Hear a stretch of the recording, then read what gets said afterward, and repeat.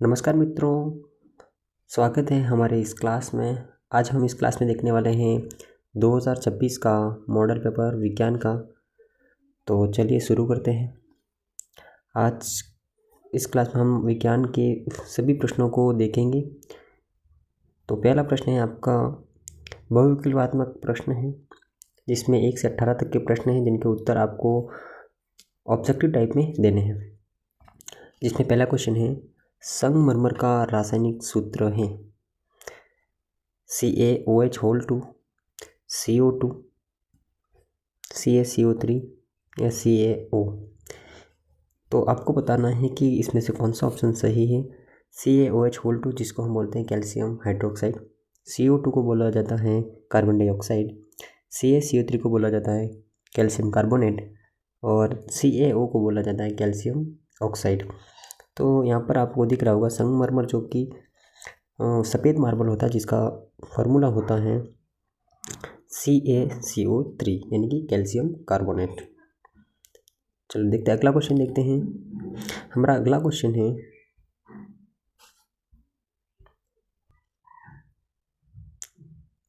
है, हमारा कि लौह चूर्ण पर तनु हाइड्रोक्लोरिक अम्ल डालने से क्या होता है। सही उत्तर पर निशान लगाएं। ऑप्शन है हाइड्रोजन गैस तथा आयरन क्लोराइड बनता है, क्लोरीन गैस एवं आयरन हाइड्रोक्साइड बनता है, कोई अभिक्रिया नहीं होती है, या चौथा ऑप्शन है आयरन लवण एवं जंग बनता है। तो आप लोगों को पता होगा कि जैसे हमारे पास लोहा है Fe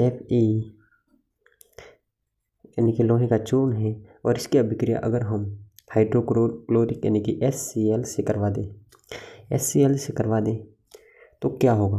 तो आप लोगों को पता है कि जब भी हम किसी धातु की अभिक्रिया अम्ल के साथ करवाते हैं तो वहाँ पर हमेशा हाइड्रोजन गैस निकलती है। तो आपका पहला ऑप्शन जो है हाइड्रोजन गैस और साथ में आपका आयरन क्लोराइड बनने वाला है। ठीक है, चलो अगला क्वेश्चन देखते हैं हम लोग।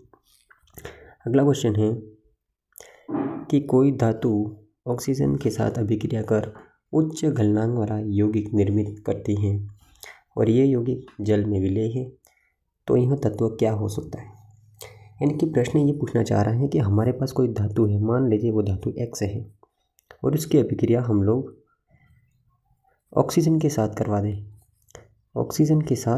करवा दें तो हमें जो लवण प्राप्त होगा वो उसका गलनांक, और गलनांक पूछ रहा है कि वो उच्च होगा। मान लो X कोई धातु है, इसकी अभिक्रिया ऑक्सीजन के साथ करवाई तो Y बना, तो और ये Y जो है वो जल में घुलनशील है। तो आपको बताना है कि ये कौन सा तत्व हो सकता है।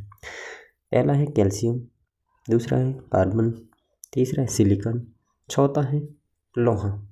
तो आपको पता होगा कि जब हम कैल्शियम की अभिक्रिया ऑक्सीजन के साथ करवाते हैं, यानी कि अगर इस X जो है हमारे पास, उसकी जो अभिक्रिया यानी कि कैल्शियम जो है उसकी अभिक्रिया हम ऑक्सीजन के साथ करवा दें तो हमारे पास कैल्शियम यानी CaO बनेगा, कैल्शियम ऑक्साइड बनेगा। और इसकी अभिक्रिया अगर हम जल के साथ करवा दें यानी H2O के साथ करवा दें तो हमारे पास बन जाएगा कैल्शियम हाइड्रोक्साइड, जो कि जल में घुलनशील है, ये बनना वाला हूँ। ठीक है, चलो अगला क्वेश्चन देखते हैं। अगला क्वेश्चन है हमारा कि धातुओं की अभिक्रियाशीलता के आधार पर सबसे अधिक क्रियाशील धातु कौन सी है। यानी कि आपको बताना है कि धातु की अभिक्रियाशीलता के आधार पर सबसे अधिक क्रियाशील धातु कौन सी है। पहला ऑप्शन है जिंक, दूसरा है पोटेशियम, तीसरा है गोल्ड, चौथा है कॉपर।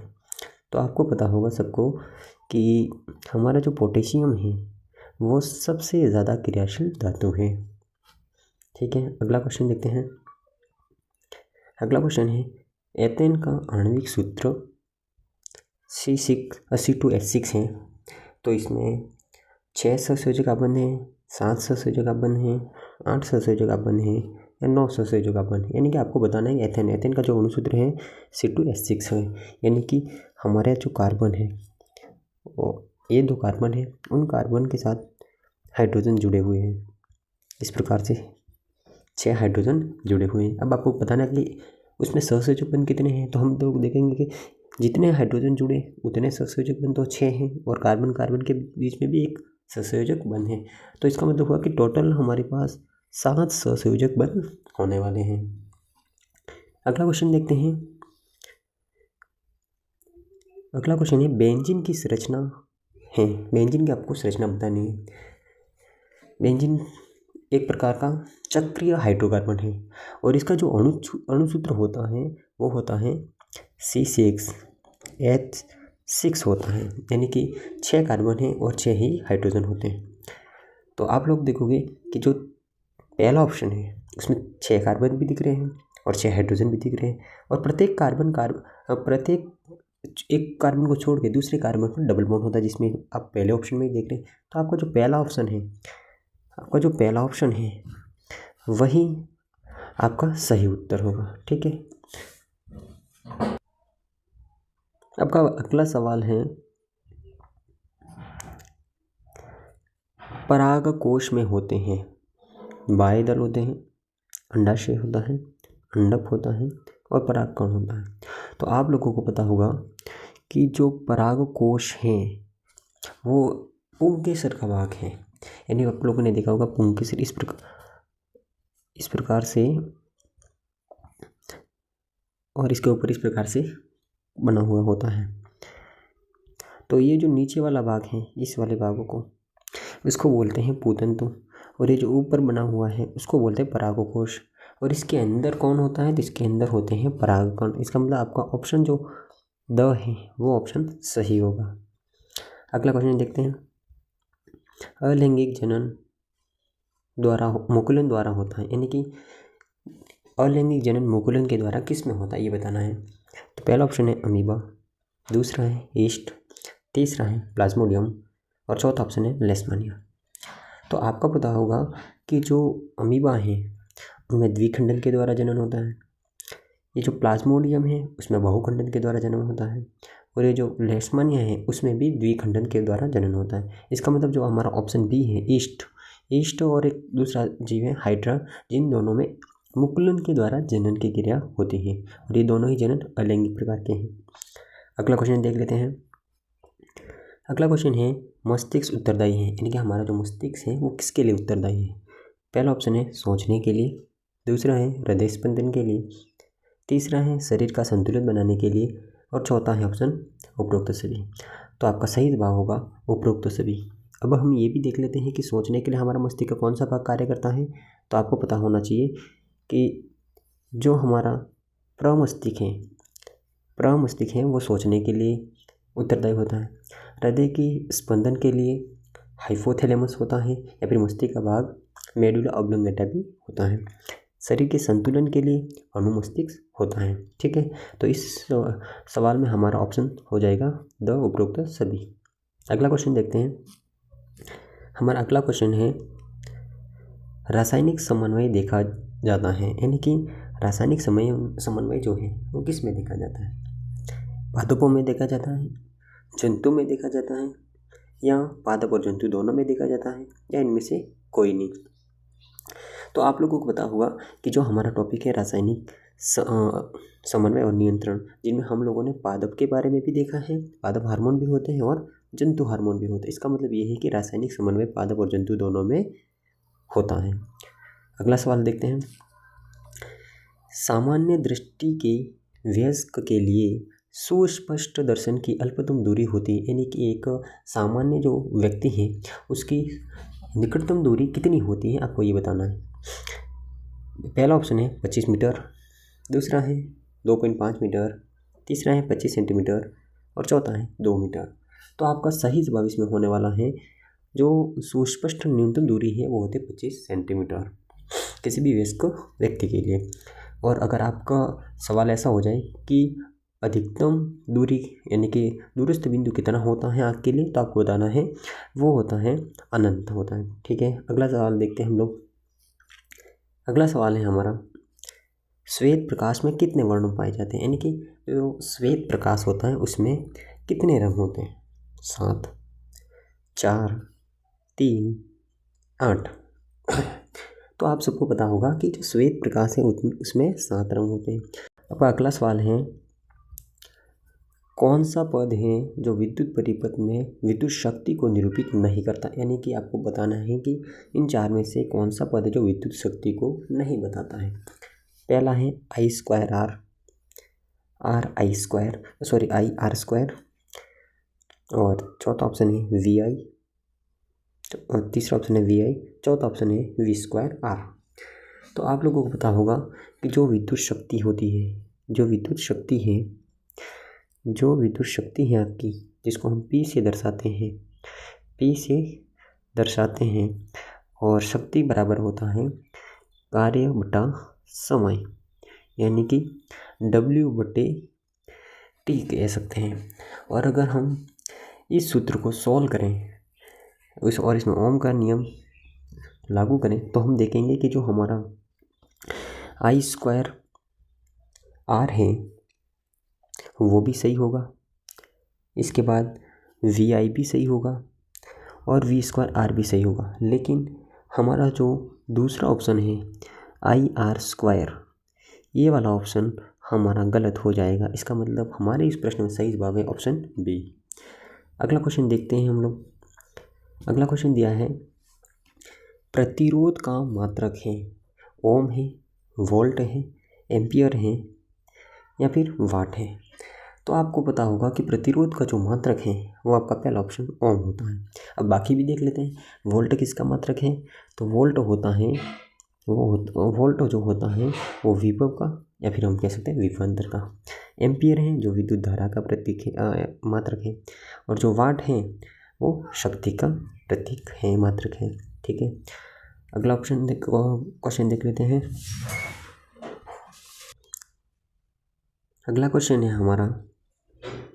क्वेश्चन है किसी विद्युत धारावाही सीधी लंबी परिनालिका के भीतर चुंबकीय क्षेत्र, यानी कि हमारे पास कोई विद्युत धारावाही सीधी परिनालिका है, उसमें चुंबकीय क्षेत्र क्या होगा ये बताना है। ऑप्शन पहला है 0 होता है या सिरे की ओर जाने पर घटता है। तीसरा है सिरे की ओर जाने पर बढ़ता है, और चौथा ऑप्शन है सभी बिंदुओं पर समान होता है।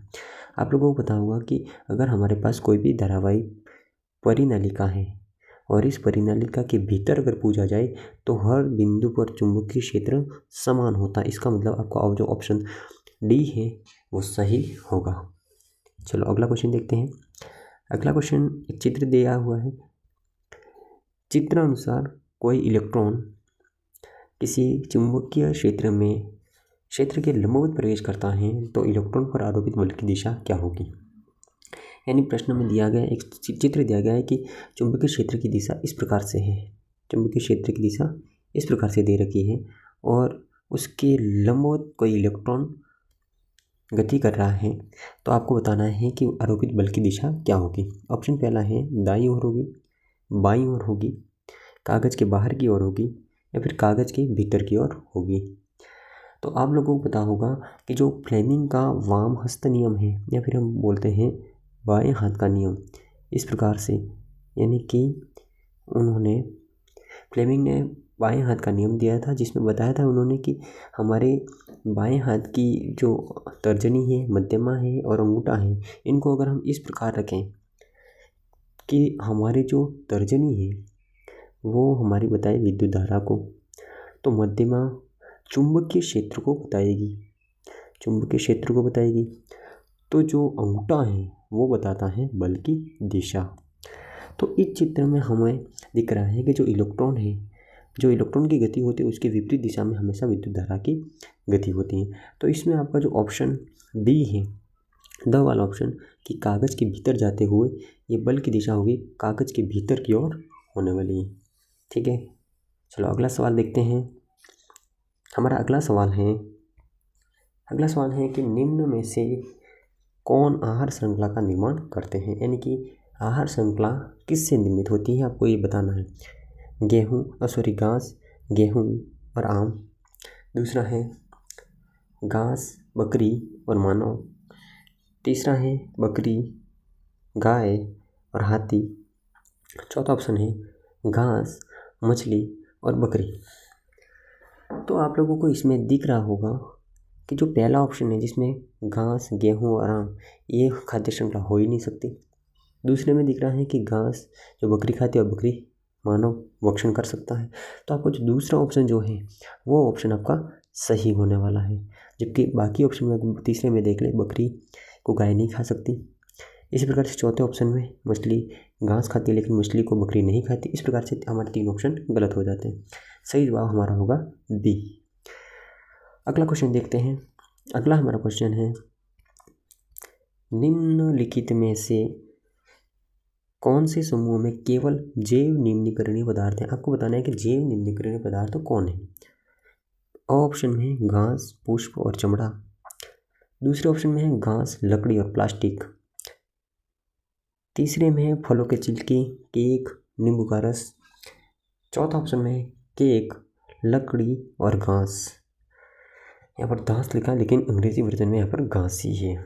ठीक है, तो इस प्रश्न में हम लोग देख रहे हैं कि जो हमारा दूसरा ऑप्शन है उसमें प्लास्टिक की वजह से ये गलत हो जाएगा, लेकिन बाकी जो तीनों हैं, पहला, तीसरा और चौथा, ये तीनों ही ऑप्शन सही होंगे। लेकिन अगर देखा जाए तो पहले ऑप्शन में जो चमड़ा है और तीसरे ऑप्शन में जो लकड़ी है, इनका निम्नीकरण तो हो जाता है लेकिन कुछ समय इनमें थोड़ा ज़्यादा लग सकता है। तो हम मान सकते हैं कि हमारा तीसरा ऑप्शन थोड़ा बेहतर सही हो सकता है। बाकी हमारे पास पहला और चौथा ऑप्शन भी इसमें सही होंगे। अगला क्वेश्चन है हमारा, अगला क्वेश्चन है दूसरा क्वेश्चन, जिसमें हमें रिक्त स्थानों की पूर्ति करनी है। पहला प्रश्न है प्रश्न दूसरे के अंदर पहला है, शुद्ध जल के पीएच का मान। हमें सबको पता है कि शुद्ध जल के पीएच का मान 7 होता है। अगला है दूसरा अम्ल धातु अभिक्रिया करके लवण और किसका निर्माण करते हैं, आपको ये बताना है। तो अम्ल जब भी धातु से अभिक्रिया करते हैं तो वहाँ पर लवण बनाते हैं और साथ ही साथ वहाँ पर हाइड्रोजन गैस निकलती है, H2 गैस निकलती है। तीसरा है एटीपी का पूरा नाम। एटीपी का पूरा नाम बताना है आप लोगों को। तो एटीपी का पूरा नाम होता है एडिनोसिन ट्राईफास्फेट होता है। एडिनोसिन ट्राईफास्फेट होता है। अगला क्वेश्चन है आपका, अगला क्वेश्चन दिया है कि 6CO2 प्लस 12H2O इस सूर्य के प्रकाश के उपस्थिति में क्लोरोफिल के अंदर किसका निर्माण होता है, साथ में ऑक्सीजन निकलती है और जल निर्मुक्त होता है। तो आपको पता होगा कि जब पौधों के अंदर प्रकाश संश्लेषण की क्रिया होती है उस समय कार्बन डाइऑक्साइड और जल, ये दोनों मिलकर सूर्य के प्रकाश की उपस्थिति में ग्लूकोज का निर्माण करते हैं। किसका? ग्लूकोज। और ग्लूकोज का सूत्र होता है C6H12 और O6 होता है। ठीक है, अगला क्वेश्चन देख लेते हैं। अगला क्वेश्चन है आनुवंशिकता के जनक। आनुवंशिकता के जनक कौन है ये बताना है। तो आनुवंशिकता के जनक है ग्रेगर जॉन मेंडल है। ग्रेगर जॉन मेंडल को कहा जाता है। अगला क्वेश्चन है ऐसा कौन सा प्राणी है जो अपना लिंग बदल सकता है। यानी कि आपको बताना है कि ऐसा कौन सा प्राणी है जो लिंग को बदल सकता है। तो आप लोगों को पता होगा कि जो घेंगा है, घेंगा जो जीव है आप कह सकते हो वो अपना लिंग बदल सकता है। तो अगला क्वेश्चन हम लोग देखते हैं। अगला क्वेश्चन है अतिलघुत्वात्मक प्रश्न है, आगे है हमारे पास। और प्रश्न है इसमें संयोजन अभिक्रिया किसे कहते हैं। संयोजन अभिक्रिया हमारे पहले टॉपिक का प्रश्न है। तो आपको पता होगा कि संयोजन अभिक्रिया में क्या होता है कि जब 2 या 2 से अधिक अभिकारक मिल करके एक ही उत्पाद बनाए, यानी कि जब 2 या 2 से अधिक अभिकारक, जैसे मेरे पास ए बी 2 अभिकारक हैं और ये दोनों मिल के एक ही उत्पाद बना रहे हैं ए बी, तो इस प्रकार की अभिक्रियाओं को हम कह देते हैं संयोजन अभिक्रिया। उदाहरण में हो सकता है जैसे कार्बन है उसको ऑक्सीजन की उपस्थिति में हम जलाएं यानी दहन करवाएं O2, तो ये बनेगा CO2। तो ये अभिक्रिया हमारी उदाहरण हो जाएगी संयोजन अभिक्रिया की। ठीक है, अगला क्वेश्चन देख लेते हैं हम लोग कि H+ आयन की सांद्रता का विलयन की प्रकृति पर क्या प्रभाव पड़ता है। यानी कि H+ आयन की सांद्रता का विलयन की प्रकृति पर क्या प्रभाव पड़ता है। तो आपको बताना होगा कि जो ये H+ है, जिसको हम हाइड्रोनियम आयन कहते हैं, और ये जब अम्ल को पानी में घोलते हैं तो H+ आयन देता है। तो जब भी किसी विलयन में H+ आयन की सांद्रता बढ़ेगी, मतलब वो विलयन जब H+ आयन की सांद्रता क्या हो बढ़ेगी, तो वो काम करेगा अम्लीय रूप में, तब वो काम करेगा अम्ल के रूप में। और जब H+ की सांद्रता घटेगी तो उस समय वो काम करेगा क्षार की तरह। ठीक है, अगला क्वेश्चन देख लेते हैं हम लोग। अगला क्वेश्चन है हमारे पास, उभयधर्मी ऑक्साइड किसे कहते हैं। उभयधर्मी ऑक्साइड का मतलब होता है ऐसे ऑक्साइड जो अम्ल और क्षार दोनों के साथ क्रिया करते हैं। जैसे आपने देखा होगा मैग्नीशियम ऑक्साइड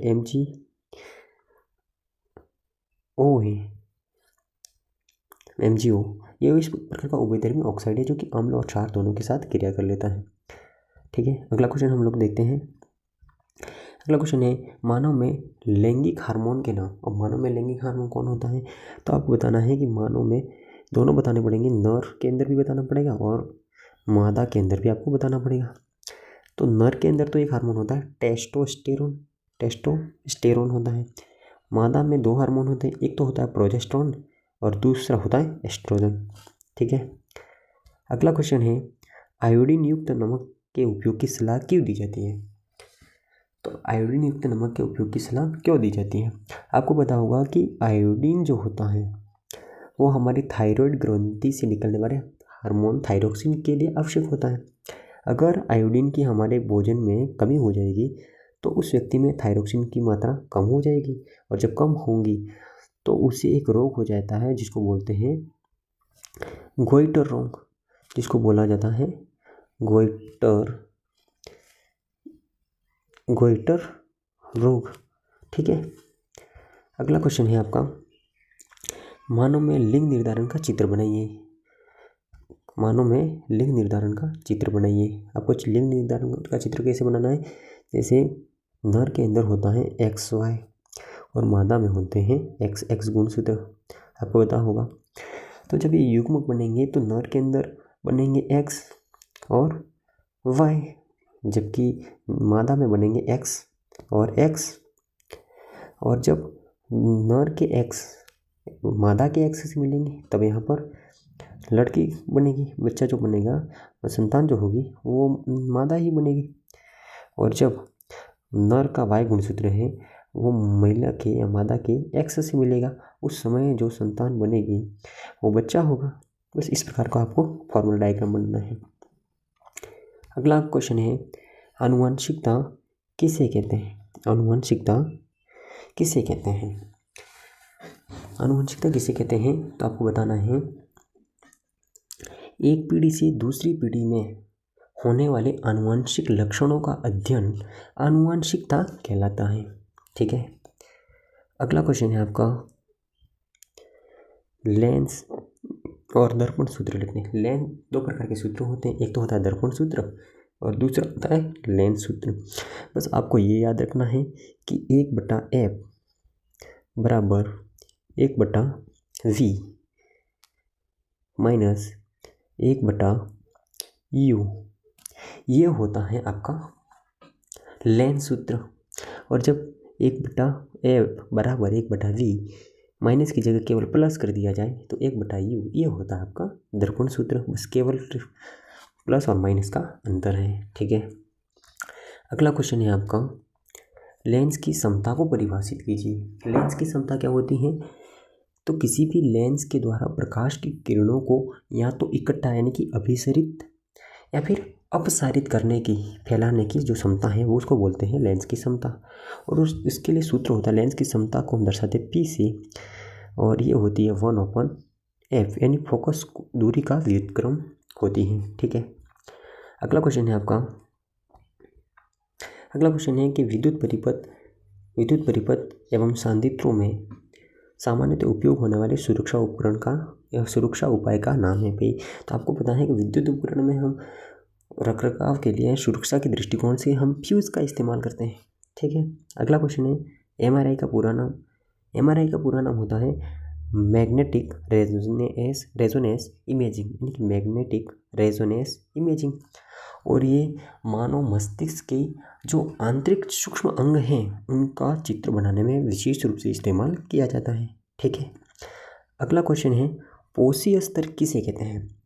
पोषी स्तर तो आपने देखा होगा जो हमारी खाद्य श्रृंखला बनती है उसमें होते हैं उत्पादक, इसके बाद उपभोक्ता होते हैं, इसके बाद लास्ट में होते हैं अपघटक। तो जितने भी उत्पादक, उपभोक्ता और इस प्रकार में जो क्रम बनते हैं तो प्रत्येक जो पोषण स्तर हैं उनको बोला जाता है पोषी स्तर। ठीक है, अगला क्वेश्चन है हमारा सेक्शन बी आ गई है और सेक्शन बी में लघुत्रात्मक क्वेश्चन है लोहे को जंग से बचाने के लिए 2 तरीके बताएं। अब लोहे को जंग से बचाने के लिए 2 तरीके हैं। तो पहला तरीका तो ये हो जाएगा कि अगर हम उस पर तेल, ग्रीस, ऑयल वगैरह हम लगा के बचा सकते हैं। और एक दूसरा हो सकता है यशत लेपन। यशत लेपन को बोला जाता है गैल्वेनाइजेशन, जिसमें हम लोहे के ऊपर एक जिंक की परत चढ़ा देते हैं जिससे वो लोहा जंग से बच सकता है। ठीक है, अगला क्वेश्चन है साइक्लोपेंटेन का सूत्र एवं इलेक्ट्रॉन बिंदु संरचना बतानी है। साइक्लोपेंटेन का मतलब होता है कार्बन की संख्या होगी वहाँ 5, कितनी होगी 5, और पेंटेन है तो हाइड्रोजन की संख्या वहाँ हो जाएगी 2 से 2 अधिक, तो 10 और 2 12, साइक्लोपेंटेन C5H12। अब इसकी संरचना हम कैसे बना सकते हैं? आपको सर्कल में बनाना है, जैसे एक कार्बन, दूसरा कार्बन, तीसरा कार्बन, चौथा कार्बन और ये 5वां कार्बन हो गया। तो इस प्रकार से ये एक कार्बन, ये वाला इससे जुड़ा होगा, ये वाला इससे जुड़ेगा, ये इससे जुड़ेगा, ये वाला कार्बन ऊपर से ये जुड़ेंगे, ये इससे जुड़ेगा, ये इससे जुड़ेगा। तो ये तो हो गया कार्बन कार्बन आपस में जुड़े, और हर कार्बन से इस प्रकार से क्या जुड़ा हुआ होगा? हाइड्रोजन जुड़ा हुआ होगा। ठीक है, तो ये हो गई साइक्लोपेंटेन की संरचना। अगला क्वेश्चन देख लेते हैं हम लोग।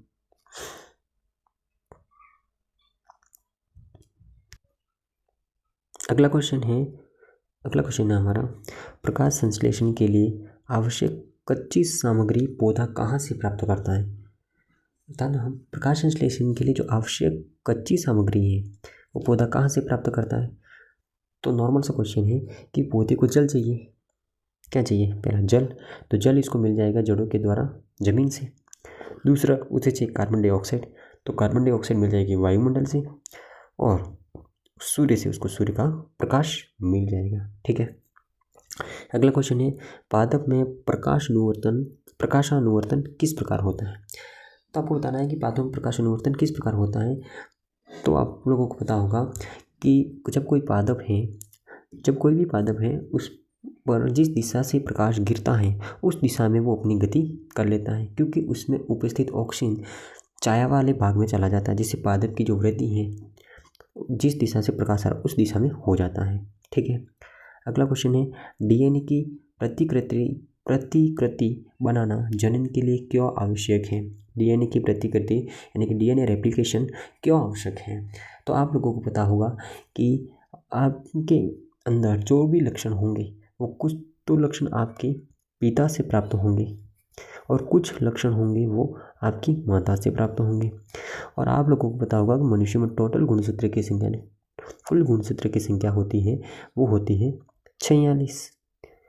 और जब अगर ये डीएनए युग्म के रूप में डीएनए का पृथक्करण होता है तो अगर ये आधे नहीं होंगे तो होने वाली संतान में विकृति आ जाएगी, जिस कारण से डीएनए की प्रतिकृति बनना बहुत ही आवश्यक होता है। और साथ ही अगर ऐसा नहीं हो तो डीएनए हमारे जैविक और वंशानुगत लक्षणों को भी तो निर्धारित करता है। ठीक है, तो आपका उत्तर ये बनेगा। अगला क्वेश्चन है उत्तल दर्पण के 2 उपयोग बताने हैं, यानी कि कॉन्वेक्स मिरर के 2 यूजेस क्या हैं आपको बताना है। तो पहला तो ये हो गया उत्तल लेंस का कि जो गाड़ी है उनके साइड में जो मिरर लगा होता है वो होता है उत्तल दर्पण। इसके बाद गाड़ी के अंदर जो होगा इस प्रकार से पश्च दर्पण, वो भी उत्तल दर्पण ही होता है। इसके बाद आप लोगों ने देखा होगा जो एटीएम होता है, जो एटीएम बना हुआ होता है, उस एटीएम के ऊपरी भाग में जो दर्पण लगा होता है वो भी उत्तल दर्पण होता है। ठीक है, अगला क्वेश्चन है हमारा कि जब हम नेत्र से किसी वस्तु की दूरी बढ़ा देते हैं तो नेत्र में प्रतिबिंब दूरी का क्या होता है। अच्छा, प्रश्न ये है कि जब हमारे कोई वस्तु है ये और हमारी आँख उसको देख पा रही है, अगर हम हमारी आँख में बनने वाले प्रतिबिंब वस्तु की दूरी को अगर बढ़ा दें तो प्रतिबिंब की दूरी पर क्या होता है। तो आप लोगों को बताया कि हमारे मानव नेत्र में रेटिना पर ही प्रतिबिंब का निर्माण होता है, चाहे वस्तु पास हो चाहे वस्तु दूर हो।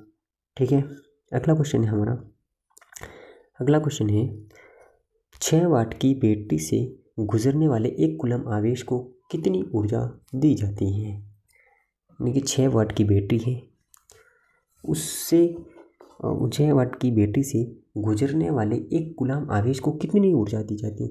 तो आप लोग यहाँ पर वोल्ट 6 वोल्ट दे रखा है, 1 कूलम आवेश में इलेक्ट्रॉन की संख्या बता दोगे और फिर ऊर्जा का फॉर्मूला आप लगा के इसको सॉल्व कर सकते हैं आराम से।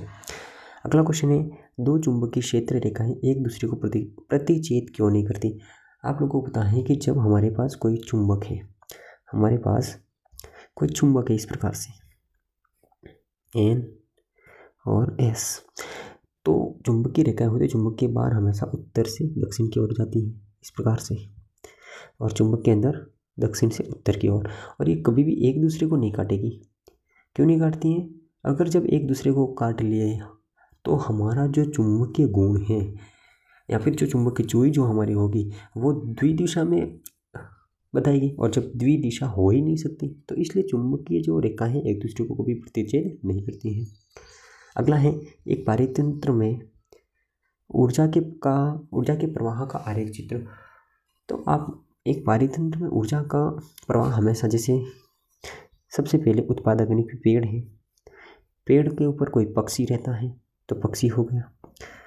ठीक है, पक्षी को कोई जीव खा रहा है, जैसे मान लो पक्षी को कोई शिकारी खा रहा है, मनुष्य खा रहा है, तो इस प्रकार से ऊर्जा का प्रवाह होता है यानी कि उत्पादक से उपभोक्ता के क्रम में। ठीक है, अगला क्वेश्चन है सेक्शन सी आ गया है, और आज के लिए हमारी क्लास यहीं समाप्त होती है। तब तक के लिए धन्यवाद।